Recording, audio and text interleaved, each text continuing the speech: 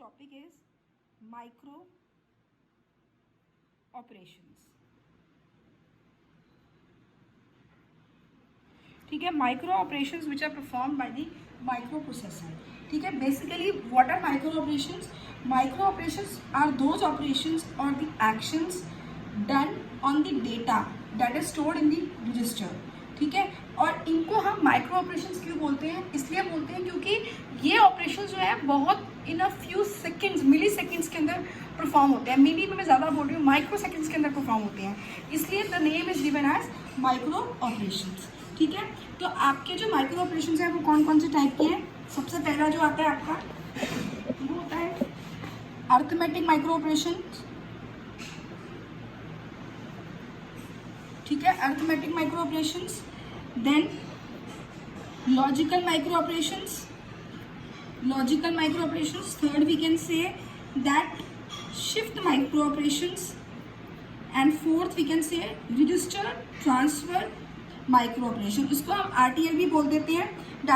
जो language use होती है to represent your register transfer is your register transfer language. ठीक है, तो इसको हम बोलेंगे रजिस्टर ट्रांसफर माइक्रो ऑपरेशंस. ठीक है, नो सी आपका ये कैसे आए हैं, हमारे ये ऑपरेशंस कैसे आए हैं? देखो, जो हमारा CPU होता है, ठीक है, प्रोसेसर होता है, उसके अंदर हमारे कौन से ब्लॉक्स होते हैं? एक होता है अर्थमेटिक लॉजिक यूनिट, एक होता है कंट्रोल यूनिट, ठीक है, एक होता है मेमोरी यूनिट. ठीक है, तो arithmetic and logic and shift all these are present in your control unit. And RTL में क्या हुआ? जो आपके रजिस्टर है, जैसे अब मैंने कोई माइक्रो ऑपरेशन परफॉर्म करना है, ठीक है, सपोज मैंने एक एडिशन परफॉर्म करनी है, तो एडिशन किसके अंदर आ गई? आपकी अर्थमेटिक माइक्रो ऑपरेशन में. अब जो एडिशन है वो आप ऐसे रैंडमली तो नहीं कर लोगे, आपको क्या करना पड़ेगा? कुछ एक डेटा चाहिए जिसके ऊपर आप परफॉर्म कर रहे हो, तो वो डेटा कहाँ पे स्टोर होता है? रजिस्टर के अंदर. तो उस रजिस्टर में से हमको जो डेटा रिट्रीव करना है वो हम कैसे लिखेंगे? वो डिपेंड करता है आपका रजिस्टर ट्रांसफर लैंग्वेज के थ्रू.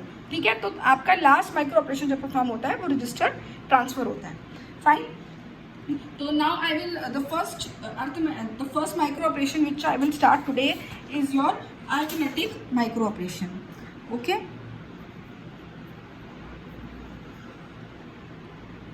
Arithmetic micro operation. ठीक है, इसके अंदर क्या होता है? जब भी हम कोई भी हम एडिशन परफॉर्म करते हैं, कोई भी माइक्रो ऑपरेशन लिखते हैं, तो हमारा फॉर्मेट क्या होता है? हम उसका से लिखते हैं R3 implies R1 plus R2. Okay, this is a type of an RTL that is register transfer language. ठीक है, इसमें हम क्या कर रहे हैं? हम रजिस्टर 1 के कंटेंट्स को रजिस्टर 2 के कंटेंट्स में क्या कर रहे हैं? ऐड कर रहे हैं. और जब वो हमारी एडिशन परफॉर्म हो रही है उसका रिजल्ट हम कहाँ पे स्टोर करवा रहे हैं? R3 के अंदर. ठीक है, तो अब जो कुछ सिंबॉलिक रिप्रेजेंटेशन मैं लिख रही हूँ यहाँ पे, जिसका कुछ मीनिंग होता है. ठीक है, in your micro operation arithmetic. ठीक है, अगर मैं लिखूँ ये R3 R1 plus R2, तो ये क्या हो रहा है? एडिशन हो रही है, addition of R1 and R2. ठीक है, and then storing it to the R3. ठीक है, and then if I write R3 R1 plus R2 का complement plus 1. So what is this? We are doing R1 minus R2. अब ये R1 minus R2 कैसे हुआ? देखो, जब भी हमारे रजिस्टर्स होते हैं, राइट, जो भी रजिस्टर या जो भी ऑपरेशंस हमारे परफॉर्म होते हैं, तो आपके प्रोसेसर के अंदर हमेशा हम क्या यूज़ करते हैं? एडर्स यूज़ करते हैं या हम मल्टीप्लेक्सर्स यूज़ करते हैं. ठीक है, एडर्स एंड मल्टीप्लेक्सर्स को यूज़ करके आपका हर एक ऑपरेशन परफॉर्म होता है. ठीक है, सिस्टम में. तो जो तुम्हारा एडिशन है that we can represent in the form of complements also. Now here as I have written R2 का बार प्लस 1, R2 का कॉम्प्लीमेंट प्लस 1. तो I think you have done it earlier also कि जब भी हम किसी का कॉम्प्लीमेंट निकालते हैं तो वो उसकी क्या रिप्रेजेंटेशन हो जाती है? नेगेटिव रिप्रेजेंटेशन हो जाती है ऑफ अ नंबर. और we can say that a negative number is represented in the your system by taking a complement of it. ठीक है, तो इसलिए अगर मैंने यहाँ पे R2 बार प्लस 1 लिखा तो that is representing your minus R2, तो इसलिए आपकी ऑपरेशन कौन सी परफॉर्म हो गई यहाँ पे, सब्ट्रैक्शन की, ठीक है। Then if I write R2 implies R2 bar, इसका मतलब ये है कि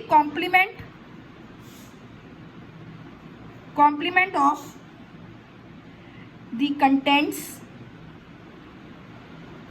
ऑफ R2, ठीक है। Then we write R1 plus 1, that means you are incrementing the